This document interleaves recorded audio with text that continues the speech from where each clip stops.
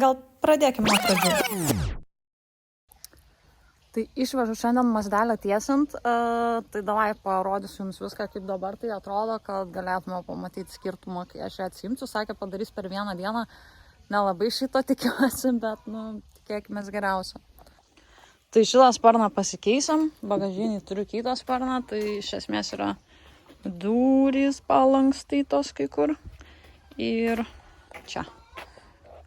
Taip atrodo, nelabai turiu vietos, negaliu daug atsitraukti, sparną dėsim naują, yra čia pakrautas pagal jį ir derins. Kai važiuojam. 3 weeks later. Tai pasiėmė mazdelę po lyginimo iš tikrųjų, pasidalinu su jumis rezultatais nesam labai patenkinti, tai rekomenduot kažkas vietas negaliu, dažom mazdelę toliau špakliuotis ir pasidažyti, nes mūsų yra prioritetas dabar viską padaryti, kad praeitumėt istorinį techą. Istorinį techą, aha. Prienuose štai va tokį buferio pažeminimą radam. Dabar pamatuosim, aurimas išmušė akį mašiną. Čia ant tos kitos Mazdos, bet labai knetėjo. Knetėjo pažiūrėt. Tai va, parsiežam tokį reikalą.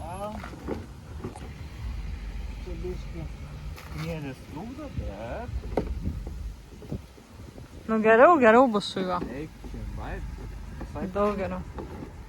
Tik nusidažyti reikia. Va, Max. Puikiai. Kiek vėliau pasidomėjo, sužinojom apie Foha bodykitą, kuris buvo padarytas būtent šiai Mazdai. Ir priekinio buferio pažeminimą man netyčia pasisekė gauti iš vieno iš sekėjų tik tokią. O toliau paieškos slenkščių ir galinio buferio pažeminimo dėja vis dar yra nesėkmingos. Tai jeigu netyčia kažkur turit užsilikusius, šituos attachmentus būkit geri, prašau, susisiekit. 1 eternity later. Štai, antrą kartą pasiėmėm mazdelę iš tiesinimo ir to jau su jumis pasidalinsiu, kaip jinai dabar atrodo. Tai va, šį kartą viskas padaryta labai gražiai, netgi nudažyta Mazda, išlyginta, užpakliuota, kur reikėjo. Viskas, dabar net nežinau, ar norėčiau keisti iš vis jos spalvą, nes šita raudona tai tiesiog pasakiška. Senosios Mazdos likimas turbūt aiškus jau iš video pradžios, tai kol Aurimas gražino naująją Mazdą, aš iš senosios išrinkau viską, ko galimai galėtų mums prireikti ateityje. Štai naujoji Mazda turi kokį spoilerį, paėmiau saloną, todėl kad salonas šitos yra mandresnis. Kaip sakoma, kažko seno pabaiga visada yra kažko naujo pradžia. Žiūrėkit, žiemą atėjo, kol šitą video pabaigsiu. Jo, tai šiandien yra technikinės diena, bandysim Mazdai pravaryti technikinę. Užsirašėme 2 laikus, žiūrėsim kaip seksis. Tai buvo Aurimas pakabinęs Mazdą. Iš pradžių merginas su Mazda, po to ir Mazda. Aukšt. Taigi, 323F dugnas. Fantastika. Brand spanking new. Net šita vieta, kur dažniausiai būna sulankstyta nuo džekų, tobula. Tiesiog viskas tobula. Negaliu patikėti. Nė kropelytės rūdies, nieko nėra. Vau, tikrai neįtikėtina, išmetimas ir tas sveikas. Vienintelis defektas, kurį kol kas radau, tai yra čia išmetimo tarpinė, bye pasakė. Tai reikia tiesiog išmetimo tarpinės, o šiaip tai vau. Tikrai neįtikėtina. Taigi, negali viskas sklandžiai.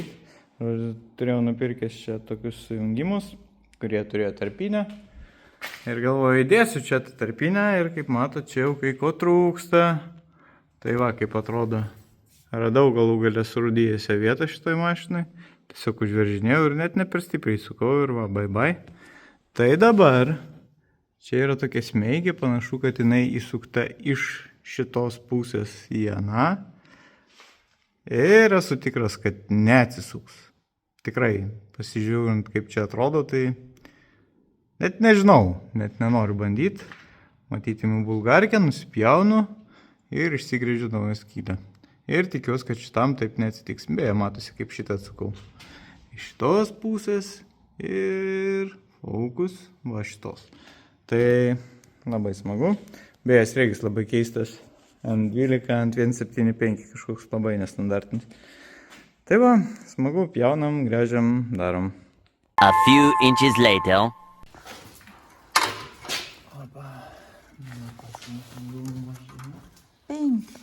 turėtų šilt.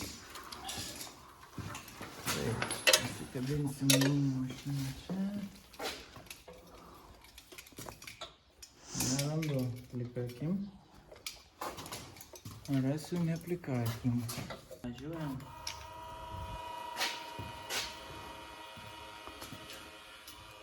Ten kažkur būt. Tuoj pamatysim, kur. Bet leidžia tai tikrai. Va, jau eina. Aha. Per šitą sujungimą labai eina. Ir dar čia kažkur eina. Pasaka. Labai eina. Labai blogai. Eina savo. Turim problemėlę.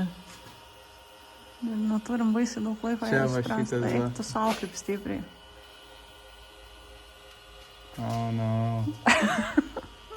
Supratau. Visą laimę, kad turim kitą Mazdą. Ir klausimas, ar man mus išgelbės. Jeigu ta Mazda kažką išgelbės, bus jau gerai. Atrodo, kad mūsų planas buvo per daug optimistiškas. Va, mūsų pagrindinis lykas. Visas ratu. Puiku. Siūlymas. Va, kokia gražuolė. Antra Mazda. Varvekliai ant stiklo. Kabo. Randi. Randu. Nu. Geriau negu nieko.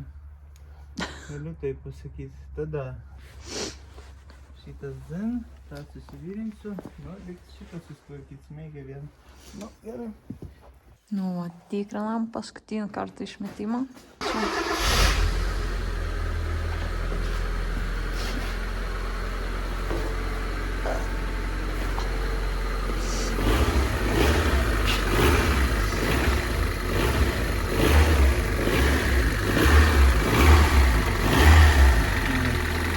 Viskas prastikrinom šviesas, sureguliavo priekio aurimo šviesas ir statomės ant Jariso rato, todėl kad jis turi žemynas padangas. Ką vykstam į technikinę, tai turim 2 bandymus. Dabar turim po 4:10 užsirašymą ir tada turim po 9:10. Pasižiūrėsim, pakomentuokit dabar komentaruose iš karto, kaip manot, ar pavyks iš pirmo karto praeiti ar nepavyks. Kaip manot, ar pavyks? Manau, kad pavyks. Nu ir nepraėjo Mazda Techo, grįžta į garažą. Iš tikrųjų, Silent Blockui gale nesutrūkdė mums praeiti sklandžiai technikiną. Turim dar vieną appointmentą po 9:10, kurį bandysim dabar spėti ir bandysim pakeisti viską. Taisa buvo užtrukus pakabos visos galinės dalis. Tai tikėsimės dabar, kad čia bus tai, ko mums reikia. Ir kad sklandžiai tai išeis įdėti ir spėti per 2 valandas. Čia yra užduotis speedruninti technikiną.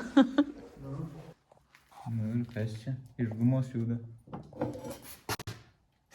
Nu.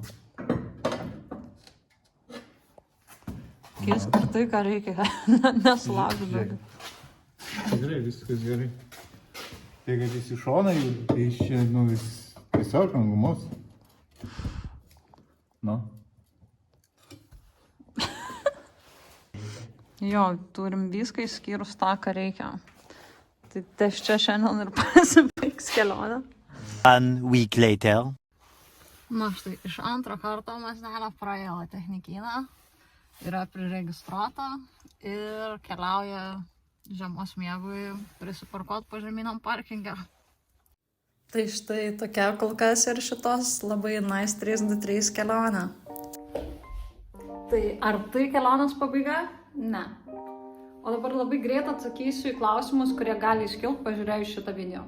Tie, kas sekat visą procesą kituose socialiniuose tinkluose, tai greičiausiai atsakymų žinot, o jeigu ne, tai štai.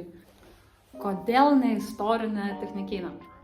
Iš tikrųjų, tiesiog pagalvojom, kad tai bus greičiau ir nusprendėme į paprastą techą ir iš tikrųjų greičiausiai įdom, nes būtume greičiau praėję istorinį iš pirmo karto. Kas atsitiko Mazdai ir kodėl jinai tokia subelsta ir jos priekinis stiklas yra išdaužtas tos senosios.